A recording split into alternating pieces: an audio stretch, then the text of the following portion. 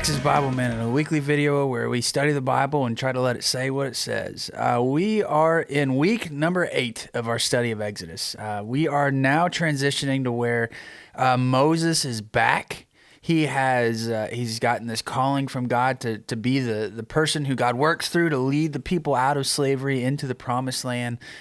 We see that he has convinced the people of Israel that he is who he says he is, that he really did get this from God, like this Yahweh, the God of their ancestors, the God of Abraham, Isaac, and Jacob, and that God really is doing something incredible. I mean, we got to remember every single week that the whole point of the book of Exodus is that God is the undisputable, all-powerful ruler of the universe, and that he loves his people enough to act in terrifyingly powerful ways on their behalf.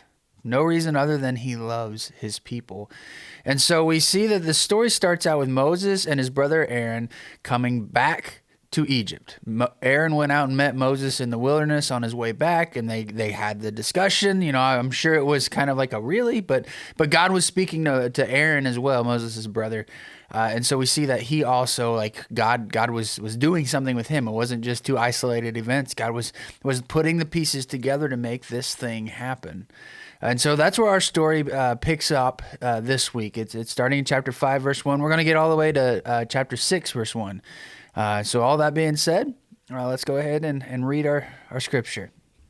Starting in verse 1, it says, "Afterward, Moses and Aaron went and said to Pharaoh, 'Thus says the Lord, the God of Israel, let my people go, that they may hold a feast to me in the wilderness.' But Pharaoh said, 'Who is the Lord, that I should obey his voice and let Israel go? I do not know the Lord, and moreover, I will not let Israel go.' Then they said, 'The God of the Hebrews has met with us. Please let us go a 3 days' journey into the wilderness, that we may sacrifice to the Lord our God, lest he fall upon us with pestilence or with the sword.' But the king of Egypt said to them, 'Moses and Aaron, why do you take the people away from their work? Get back to your burdens.' And Pharaoh said, 'Behold, the people of the land are now many, and you make them rest from their burdens.' The same day Pharaoh commanded the taskmasters of the people and their foremen, 'You shall no longer give the people straw to make bricks, as in the past. Let them go and gather straw for themselves. But the number of bricks that they made in the past you shall impose on them, and you shall by no means reduce it, for they are idle.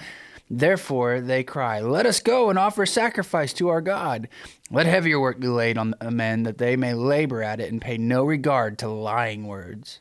And so the taskmasters and the foremen of the people went out and said to the people, 'Thus says Pharaoh, I will not give you straw. Go and get your straw yourselves, wherever you can find it, but your work will not be reduced in the least.' And so the people were scattered throughout all the land of Egypt to gather stubble for straw. The taskmasters were urgent, saying, 'Complete your work or daily task each day, as when there was straw.' And the foremen of the people of Israel, whom Pharaoh's taskmasters had set over them, were beaten and were asked, 'Why have you not done all your task of making bricks today and yesterday as in the past?' Then the foreman of the people of Israel came and cried to Pharaoh, 'Why do you treat your servants like this? No straw is given to your servants, and yet they say to us, make bricks, and behold, your servants are beaten, but the fault is in your own people.' But he said, 'You are idle, you are idle. That is why you say, let us go and sacrifice to the Lord. Go now and work. No straw will be given to you, but you must deliver the same number of bricks.' The foremen of the people of Israel saw that they were in trouble when they said, 'You shall by no means reduce your number of bricks, your daily task each day.' They met with Moses and Aaron, who were waiting for them as they came out from Pharaoh. And they said to them, 'Look, the Lord look on you and judge, because you have made us stink in the sight of Pharaoh and his servants, and have put a sword in their hand to kill us.' Then Moses turned to the Lord and said, 'O Lord, why have you done evil to the people? Why did you ever send me? For since I came to Pharaoh to speak in your name, he has done evil to this people, and you have not delivered your people at all.' But the Lord said to Moses, 'Now you shall see what I will do to Pharaoh. For with a strong hand he will send them out, and with a strong hand he will drive them out of this land.'" You see, we see in this story that God has called Moses and his brother to make the request, to go to Pharaoh and make the request, let my people go.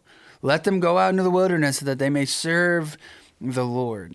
Now that word serve is used a lot here, and it's one of those language things. This was originally written in ancient Hebrew, and the word for work and service and worship are all pretty well They come from the same word. They're very, very closely related. And so there's something that's lost when we talk about this passage, when we read it in English, and it says that they want to go worship the Lord. When the Hebrew reader would have been like, yeah, it's talking about service, serving the Lord. I mean, we live in a modern culture, and most churches nowadays, they've kind of separated worship and serving. And we get together, we call them a worship service. So like the root is still there as far as the English language is concerned, but we've lost that a lot of times when we gather together, because we end up looking for our worship services to be things that make us feel good, to make us feel fed and things like that. When you read the Old Testament accounts of worship, of worshiping God, it's directly there with serving. And so we see that Moses asks Pharaoh to let the people go serve this other god. Pharaoh is somebody who, we're not 100% sure he viewed himself as a deity, but he viewed himself very highly. That was just a hallmark of the pharaohs.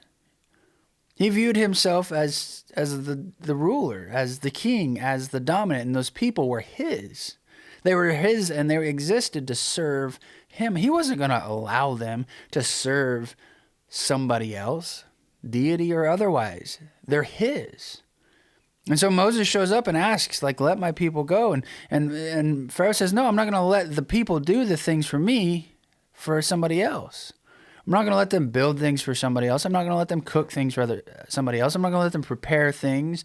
I'm not going to let them work for other people. I'm not going to let them do anything for anybody else. They are mine. You can see that this is a direct call out to Pharaoh when Moses makes the request. That this is setting the stage for an epic battle between Pharaoh and God. Who is more powerful? Who is going to come out on top? We're going to watch how the plagues are that battle played out explicitly, where each plague is something that is explicitly attacking one of the powers of Pharaoh and his gods. And so we look today and we see that God is calling us to serve him.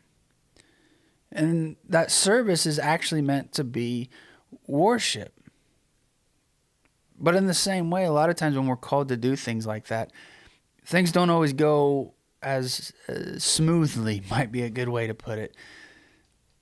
We see in this account that the people, because of their request to go and serve God, the good thing, the thing that they should be wanting to do, because God is trying to pull them out of slavery to worship him, that their work becomes harder. So a lot of times when we go on the path that God calls us down, it doesn't mean things are going to be great. It doesn't mean things are going to be easy. As a matter of fact, it probably will get worse. They'll get difficult because God calls us to do difficult things because that's what needs done. When you upset the order of the world, the world's going to fight back. It's going to fight to keep hold of that.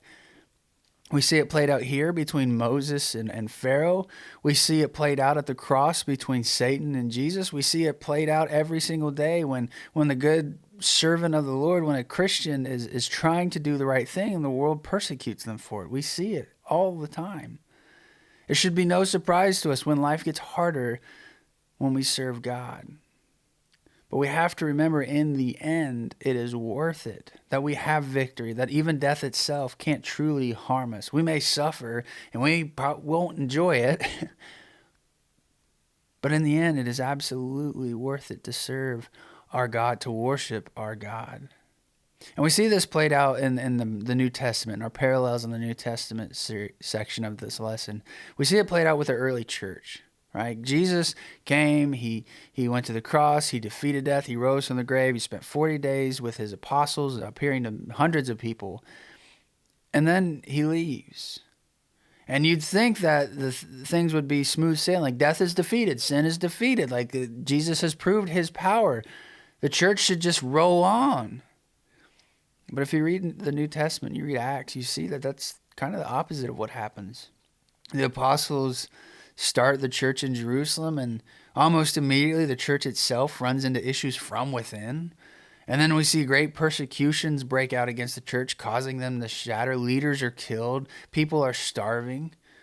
We see that there is conflict after conflict from outside inward, from inside to outward. We see all these problems. That the church doesn't immediately just take off and dominate. That the church suffers. But that same church is still going, and it's the same church that you and I are a part of today. And so we may go through hard times as we try to serve the Lord as we go through life. We may go through difficulties specifically because we're trying to do the right thing. The lesson that I see in this story is don't give up. Don't quit. It's hard. It's not easy. Moses had questions at the end of the chapter. We see him ask questions, and God says, just hold on. Watch what I'm about to do. And that's my calling to you this week. Just hold on. Step back and look what God's about to do. We're seeing that throughout the country right now. We're seeing it in Wilmore, Kentucky at Asbury University. We're seeing churches all around. I don't know if this is just anecdotal or coincidental. I really don't think it is, but we're seeing people coming to church and coming to the Lord in ways that we haven't for a while. God's doing a thing. Might not be easy, but stay strong. Hopefully this was helpful and encouraging you. If you have any questions, reach out. Otherwise, we'll see you next week. It's not a house, it's not a home.